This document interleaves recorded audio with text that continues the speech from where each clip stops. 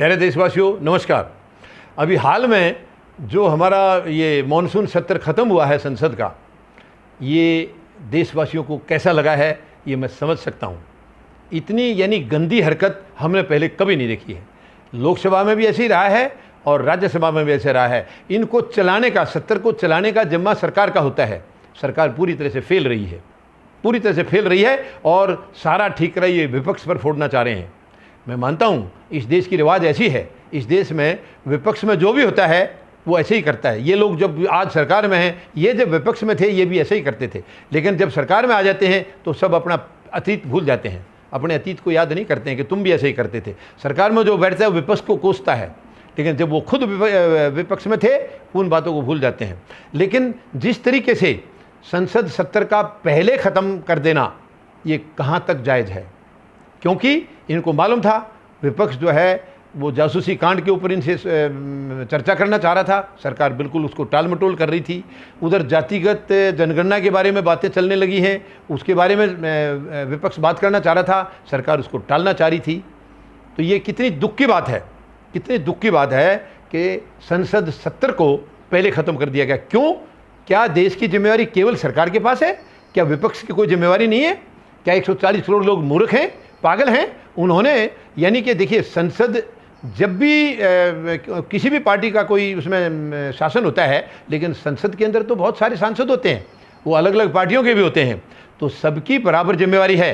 कहीं न कहीं से जनप्रतिनिधि हैं, वो शासन किसी भी पार्टी का है, विपक्ष में बैठे हैं वो भी सांसद हैं, उनकी भी देश के प्रति उतनी ही जिम्मेवारी है, क्योंकि वो भी अपने अपने हलके से अपना प्रतिनिधित्व कर रहे हैं, तो उनकी जिम्मेवारियां हैं उनके ऊपर।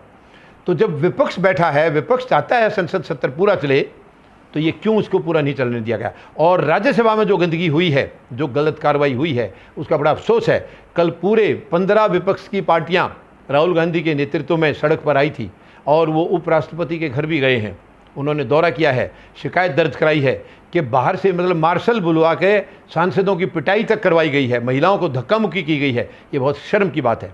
ये मैं समझता हूँ संसद के इतिहास में ये काला दिन था, ऐसी हरकत नहीं होनी चाहिए। कहाँ है संविधान?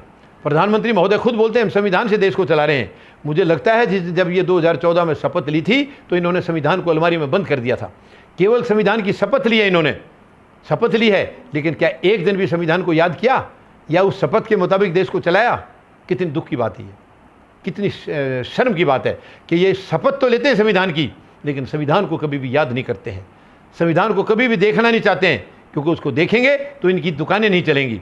इनको अपनी साजिश की राजनीतिक दुकानें चलानी है, वही कर रहे हैं ये। 7.25 साल हो गया करीब करीब इस सरकार को, इन्होंने कुछ नहीं किया है, केवल यही ड्रामाबाजी किया है इन्होंने, केवल यही ड्रामाबाजी। गरीब के लिए इन्होंने क्या किया है सारा देश जानता है। 3 उद्योग घरानों को छोड़ करके किसी को इन्होंने कुछ नहीं दिया, जो दिया है उनको मालामाल किया है। अब देखिए लॉकडाउन के दौरान में सबके धंधे चौपट हो गए हैं, जनता भूखमरी के कगार पर पहुंच गई, लेकिन उनकी दौलत कई गुना बढ़ गई है। क्या है इसका राज? क्या है इसका कारण? क्यों ऐसा हो रहा है? क्योंकि प्रधानमंत्री महोदय उन्हीं के चौकीदार हैं, शासन वो चला रहे हैं, सरकार वो चला रहे हैं, क्योंकि इन्होंने खुद कहा है मैं चौकीदार हूँ। तो चौकीदार किसके हैं ये आप देख लीजिए। वो 3 उद्योग घराने हैं, यानी मुकेश अंबानी, अनिल अंबानी, गौतम अडानी, वो तीनों उद्योग घरानों के ये चौकीदार हैं, सरकार वो चला रहे हैं। और किसानों की ज़मीन उनको देना चाह रहे थे, लेकिन किसानों ने बिल्कुल एकदम से ठान ली है कि ये हम इनकी इच्छा कभी पूरी नहीं होने देंगे, कभी पूरी नहीं होने देंगे। तो ये अब सरकार को सोचना है तुरंत, या तो अपनी मानसिकता बदलें, ये देशद्रोही रास्ता छोड़ें, खुद देशद्रोही की कार्रवाई कर रहे हैं और ये जनता को देशद्रोही बताते हैं, अपने आप को देशभक्त बताते हैं। क्या यही है देशभक्ति? यही देशभक्ति? इनकी देशभक्ति तो हम आज़ादी के टाइम से देखते आ रहे हैं, जो आज़ादी की लड़ाई थी उनमें इनकी देशभक्ति का पता चल गया था, कितनी देशभक्ति थी। अंग्रेज भक्ति थी इनके पास, ये देशभक्ति नाम को जानते ही नहीं है ये, और जनता को ये देशद्रोही बोलते हैं, जबकि ये खुद देशद्रोह का काम कर रहे हैं। तो बहुत दुख की बात है। अब किसानों ने ये ठान ली है कि किसी भी हालत में अब इनकी बात आगे बिल्कुल चलने नहीं दी जाएगी, सरकार को बाहर का रास्ता दिखाया जाएगा, क्योंकि जो इन्होंने संसद में इस सत्र में जो नमूना पेश किया है ये बहुत ही दुखद है। धन्यवाद।